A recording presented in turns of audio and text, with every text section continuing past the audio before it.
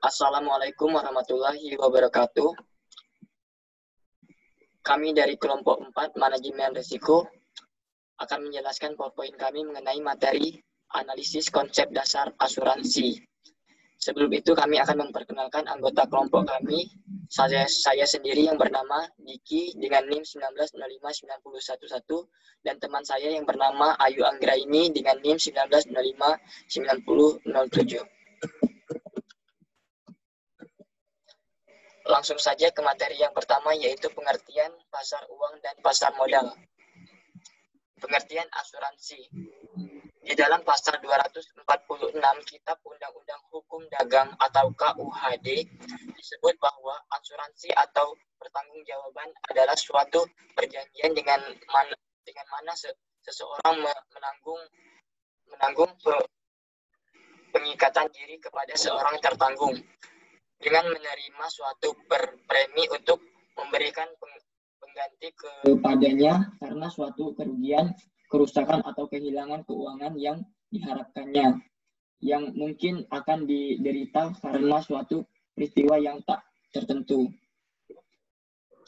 Selanjutnya yaitu menurut Wirdogono Pordigoro dalam buku Hukum Asuransi di Indonesia, asuransi adalah suatu persetujuan di mana pihak yang menjamin berjanji kepada pihak yang dijamin untuk menerima sejumlah uang resmi sebagai pengganti kerugian yang mungkin akan diderita oleh yang dijamin karena akibat dari suatu peristiwa yang belum jelas. Selanjutnya yaitu berdasarkan pengertian pasal 246 KUHD, berkesimpulan ada 3 unsur dalam asuransi, yaitu yang pertama yaitu pihak tertanggung, yaitu yang mempunyai kewajiban membayar uang resmi kepada pihak menanggung baik sekaligus atau berangsur-angsur. Yang kedua yaitu pihak penanggung mempunyai kewajiban untuk membayar sejumlah uang kepada pihak tertanggung sekaligus atau berangsur-angsur apabila unsur ketiga berhasil. Yang ketiga yaitu suatu kejadian yang semua belum jelas akan terjadi. Lanjut ke materi yang selanjutnya yaitu tujuan dan jenis-jenis asuransi.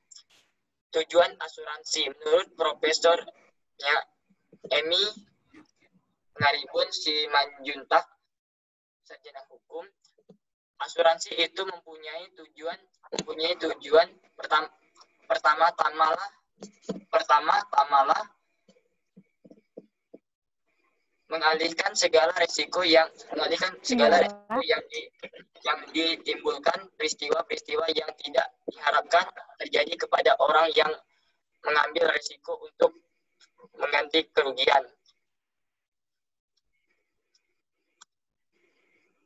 Pihak yang terselip dalam hal ini ialah bahwa lebih ringan dan mudah apabila yang menanggung risiko dari kekurangan nilai badan itu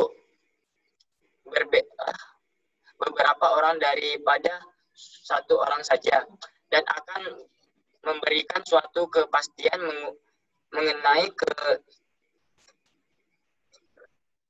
kestabilan dari nilai harta bendanya itu jika ia akan mengalihkan risiko itu kepada suatu perusahaan. Lanjut yaitu jenis-jenis asuransi. Berdasarkan pasal 247 KUHD menyebutkan tentang 5 macam asuransi, yaitu yang pertama asuransi terhadap kebakaran, yang kedua yaitu asuransi terhadap bahaya hasil pertanian, yang ketiga yaitu asuransi terhadap kematian orang atau asuransi jiwa, yang keempat yaitu asuransi terhadap bahaya di laut dan perbudakan, yang kelima yaitu asuransi terhadap bahan dan dalam pengangkutan di darat dan di sungai-sungai. Selanjutnya yaitu materi selanjutnya akan disampaikan oleh teman saya Ayu Anggraini.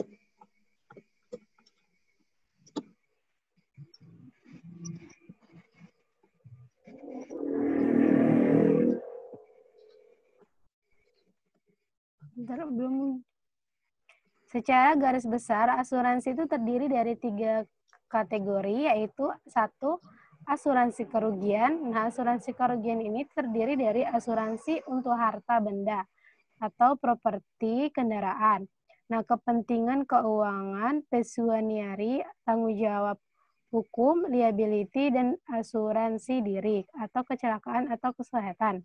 Dan yang kedua adalah asuransi jiwa.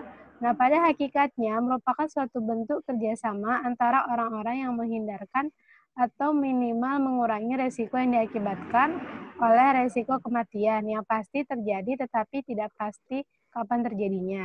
Nah, resiko yang kedua adalah resiko hari tua.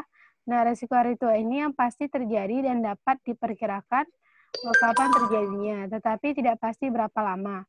Dan selanjutnya adalah resiko kecelakaan. Nah, resiko kecelakaan ini itu yang tidak pasti terjadi, tetapi tidak mustahil terjadi. Dan yang ketiga adalah asuransi sosial. Nah, asuransi sosial adalah program asuransi wajib yang diselenggarakan oleh pemerintah berdasarkan undang-undang.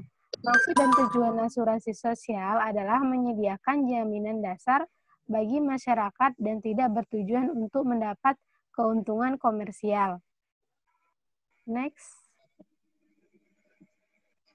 Jenis-jenis resiko pada asuransi itu sama seperti tadi, yaitu resiko murni, resiko investasi, dan resiko individu. Next. Nah, terjadinya dan berakhirnya asuransi. Nah, terjadinya asuransi itu perjanjian asuransi yang dibuat oleh tertanggung dan penanggung itu terjadi dan mengikat kedua pihak. Dari sudut pandang ilmu hukum terdapat 2 teori perjanjian tersebut. Nah, satu adalah teori tawar-menawar atau disebut dengan bargaining theory. Nah, menurut teori ini, setiap perjanjian hanya akan terjadi antara kedua belah pihak apabila penawaran atau disebut offer dari pihak yang satu dihadapkan dengan penerimaan atau disebut acceptance oleh pihak yang lainnya dan sebaliknya. Nah, keunggulan teori tawar-menawar adalah kepastian hukum yang diciptakan berdasarkan kesepakatan yang dicapai oleh kedua pihak dalam asuransi antara tertanggung dan penanggung. Dan yang kedua adalah teori penerimaan atau disebut dengan acceptance theory. Nah, dalam hukum Belanda, teori ini disebut onfeins theoria mengenai saat kapan perjanjian asuransi terjadi dan mengikat tertanggung dan penanggung. Tidak ada ketentuan umum dalam undang-undang perasuransian, yang ada hanya persetujuan kehendak antara pihak-pihak. Terdapat pada pasal 320 KUH Perdata. Nah, menurut teori penerimaan, perjanjian asuransi terjadi dan mengikat pihak-pihak pada saat penawaran sungguh-sungguh diterima oleh tertanggung. Nah, atas nota persetujuan ini kemudian dibuatkan akta perjanjian asuransi oleh penanggung yang disebut polis asuransi. Next. Nah, berakhirnya asuransi. Kapan asuransi berakhir? Itu ada 4 hal yang menyebabkan perjanjian asuransi berakhir. Nah, antara lain diantaranya adalah 1, karena terjadi evenement. Dan yang kedua adalah karena jangka waktu berakhir. Dan yang ketiga adalah karena asuransi gugur. Dan yang terakhir atau keempat itu karena asuransi dibatalkan. Nah, perjanjian asuransi yang telah terjadi harus dibuat secara tertulis dalam bentuk akta yang disebut polis. Itu terdapat pada pasal 255, 255 pada KUHD. Nah, polis ini merupakan satu-satunya alat bukti tertulis untuk membuktikan bahwa asuransi telah terjadi. Oke, sekian hasil dari video presentasi kami. Apabila ada kesalahan salah, kami minta maaf. Assalamualaikum warahmatullahi wabarakatuh.